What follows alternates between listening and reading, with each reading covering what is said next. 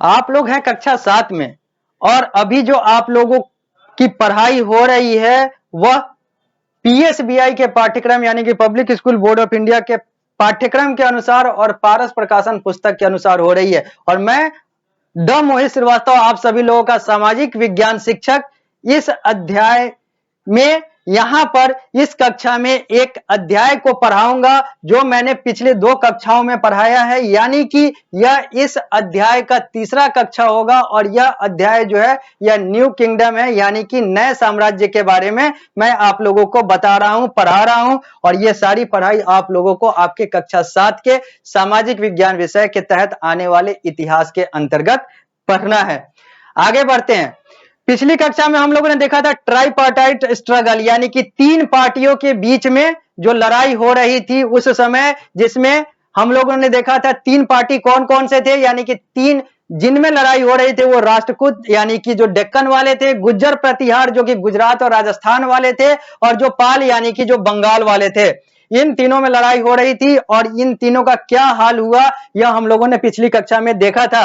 इस कक्षा में हम लोग यह देखते हैं कि इस चित्र, यह मानचित्र यह दिखा रहा है कि ये जो शासन काल थे, ये जो डायनेस्टी था, ये जो साम्राज्य था, ये कैसे कैसे भारत के हिस्सों में फैला हुआ था, भारत के अंगों में फैला हुआ था। इधर पाल था, इधर गुज्जर प्रतिहार था और इधर राष्ट्रकूटाज था। यानी कि सबसे बड़ा जो है वो राष्ट्रकूटाज या फिर गुज्जर प्रतिहार को कह सकते हैं। पाल जो था ये इधर यानी कि बंगाल की साइड में था, गुज्जर प्रतिहार यानी कि गुजरात और राजस्थान से उत्तर भारत की तरफ, और राष्ट्रकूट यानी कि दक्षिण भारत से उत्तर भारत की तरफ। तो ये सारी चीजें हैं। ये ट्राइपार्टाइट स्ट्रगल, ट्राइपार्टाइट का मतलब है ट्राई मतलब 3, पार्टाइट मतलब पार्टी, और स्ट्रगल मतलब तो यहां पर हो ही गया है कि आपस में जो प्रतिस्पर्धा। तो 3 पार्टियों के बीच में प्रतिस्पर्धा वाली जो बात थी वो हम लोगों ने देखी। अब हम लोग पृष्ठ संख्या 67 से आते हैं पृष्ठ संख्या 68 पर और बात करते हैं आगे की वो सारी बातें जो आप लोगों को आपके पाठ्यक्रम और पुस्तक के अनुसार पढ़ना है। लिखा हुआ है, आगे लिखा हुआ है, इन 9th and 10th century Rajput और द राजपुत्र ruled in central and western India. अब वो तीनों तो साफ हो गए, राष्ट्रकूट खत्म हो गए, गुज्जर प्रतिहार समाप्त हो गया और पालाज का भी अंत हो गया। तो अगर हम लोग 9th और 10th सेंचुरी की बात करें, 9वीं और 10वीं शताब्दी की बात करें, तो राजपूतों का शासन जो है, राजपूत शासकों का शासन जो है वो भारत के सेंट्रल और वेस्टर्न इंडिया यानी कि भारत के सेंट्रल और वेस्टर्न क्षेत्र यानी कि भारत के मध्य और पश्चिमी क्षेत्र पर इन लोगों का शासन हो गया, यानी कि राजपूतों का हो गया। They claimed their descent from the sun and moon. वो लोग अपने आप को सन और मून यानी कि सूर्य और चंद्रमा के वंशज या फिर कहें तो उनके अनुयायी मानते थे। They called themselves as Suryavanshi और चंद्रवंशी। ये लोग अपने आप को सूर्यवंशी और चंद्रवंशी कहा करते थे क्योंकि ये लोग अपने आप को सूर्य और चंद्र के अनुयायी कहें या फिर वंशज कहें यह मानते थे। दे were assumed to be the descendant of the tribe like Saks, Kushan and हंस। इन लोगों का माना जाता है कि ये जो सूर्यवंशी और जो चंद्रवंशी या फिर कहें तो ये जो राजपूत शासक थे या फिर ये जो राजपूत थे जो वेस्टर्न और सेंट्रल इंडिया में जिन्होंने शासन किया, ये सब उन सारे जनजातीय समुदाय से ताल्लुक रखते हैं या फिर इनके पूर्वज जनजातीय समुदाय से थे, जो कि साकाज हो या फिर कुशन हो या फिर हुन्स हो। इन सब जनजातियों से ये राजपूतों का जो है वंश आगे बढ़ा, यानी कि यहीं से इन सारे चीजों की स्थापना हुई। They were assimilated in the Indian varna system as Kshatriya as they were warrior and conqueror. अब इन लोगों को, ये जो राजपूत थे जो कि ट्राइब्स से आए थे यानी कि शाकाज, कुशन और हुंस जैसे ट्राइब से जो राजपूतों की उत्पत्ति हुई, ये सूर्यवंशी और चंद्रवंशी अपने आप को मानते थे, क्योंकि इन लोगों को लगता था कि ये सूरज और चंद्र के ही वंशज हैं, तो इसलिए सूर्यवंशी और चंद्रवंशी अपने आप को कहते थे, मानते थे। और इन लोगों को भारतीय वर्ण व्यवस्था में, सनातन वर्ण व्यवस्था में इन लोगों को क्षत्रिय कहा गया है, क्योंकि ये लोग वॉरियर हुआ करते थे, ये लोग लड़ाई लड़ा करते थे, ये लोग योद्धा हुआ करते थे, इसलिए ये 4 वर्णों में एक वर्ण यानी कि क्षत्रिय वर्ण से आते हैं। जहां तक 4 वर्ण की बात आती है तो 4 वर्ण जो है ब्राह्मण, क्षत्रिय, वैश्य और शूद्र होता है। ये लोग क्षत्रिय यानी कि राजपूत जो है वो क्षत्रिय होते हैं। The Pratihara were the first to acquire the Rajput status. ये जो प्रतिहारान थे, इन्होंने सबसे पहले राजपूत वाली जो उपाधि है इन्होंने सबसे पहले हासिल की, इनको सबसे पहले राजपूत की उपाधि मिली प्रतिहारन को। The 4 important kingdom that arose from the ruin of the older Pratihara kingdom were. अब जो 4 जो महत्वपूर्ण साम्राज्यों की स्थापना हुई, जो पुराने प्रतिहार किंगडम यानी कि राजपूत किंगडम के टूटने से या फिर उसके बर्बाद होने से जो 4 अलग अलग राजपूत किंगडम की स्थापना हुई, वो 4 राजपूत किंगडम ये हैं। एक Chandel of Bundelkhand, Chauhan of Delhi, Solankis of Gujarat और परमार ऑफ सेंट्रल इंडिया। ये सब भी राजपूत शासन है, ये सब भी राजपूत शासन का उदाहरण है। जहां पर हम लोग देख रहे हैं 4 उदाहरण, 4 बड़े बड़े उदाहरण हैं, तो बहुत सारे 4 बड़े बड़े और इंपॉर्टेंट अगर महत्वपूर्ण किंगडम की बात करें, राजपूत किंगडम की बात करें, अगर प्रतिहार के खत्म होने के बाद, तो चंदेल, चौहान, सोलंकी और परमार। चंदेल बुंदेलखंड वाले, चौहान दिल्ली वाले, सोलंकी गुजरात वाले और परमार मध्य भारत वाले, ये सब राजपूत हैं, ये सब क्षत्रिय वर्ण से ताल्लुक रखते हैं। आगे, Rajput were known for their courage and loyalty. राजपूतों की प्रसिद्धि थी, राजपूतों को जाना जाता था, पहचाना जाता था उन लोगों के साहस और उन लोगों का स्वामित्व यानी कि वफादारी के कारण से। वफादारी और जो साहस था ये राजपूतों का एक समय पर्यायवाची बन चुका था।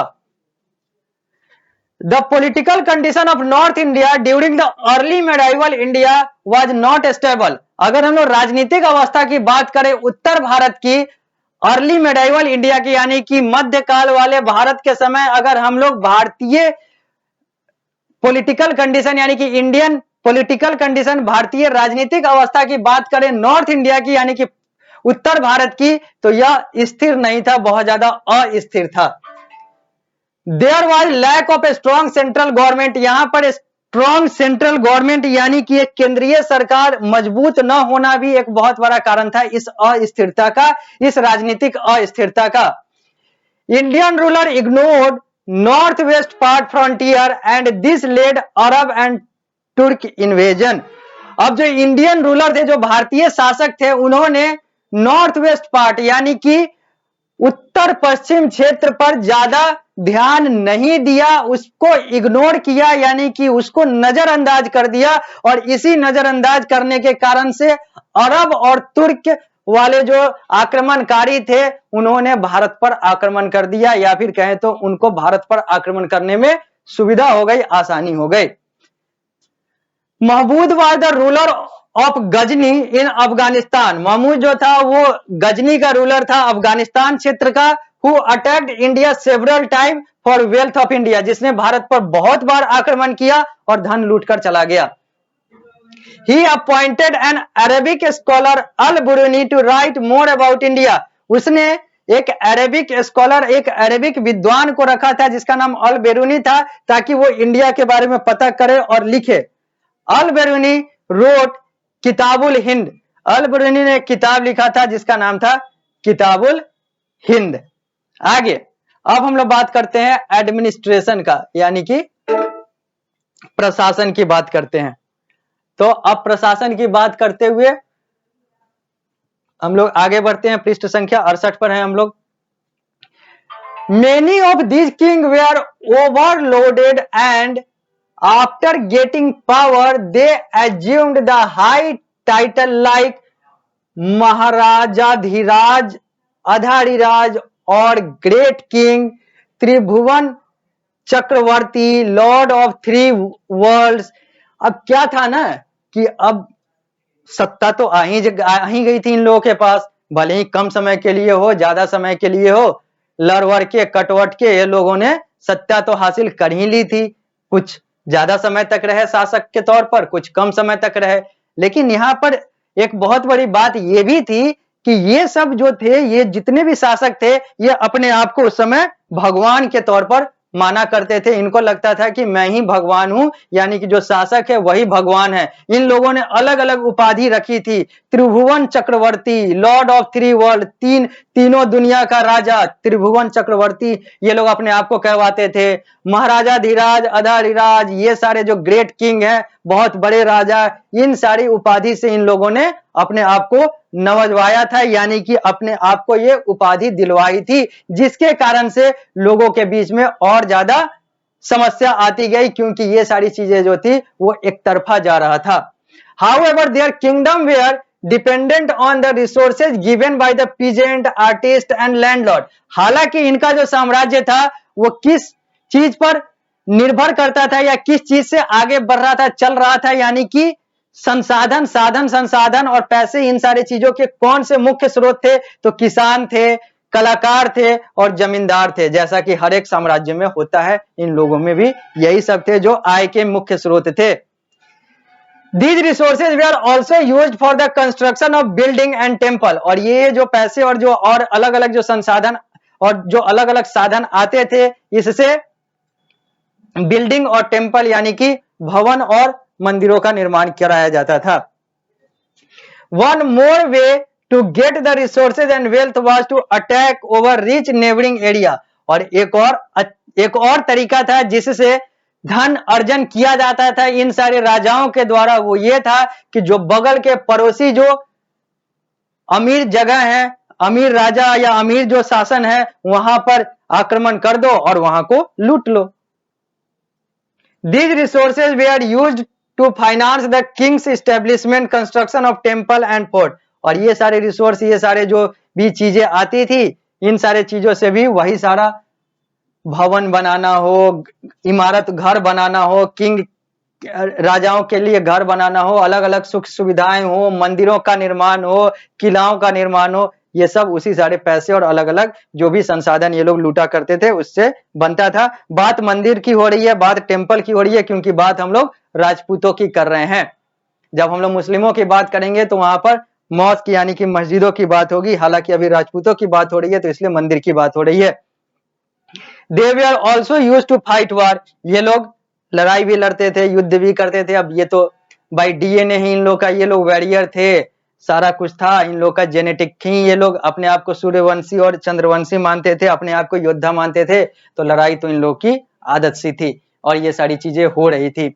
अब हम लोग इस कक्षा को यहीं पर रोकते हैं, मिलते हैं अगली कक्षा में। तो इस अध्याय को जहां पर अभी हम लोग विराम दे रहे हैं, यहीं से आगे बढ़ाएंगे।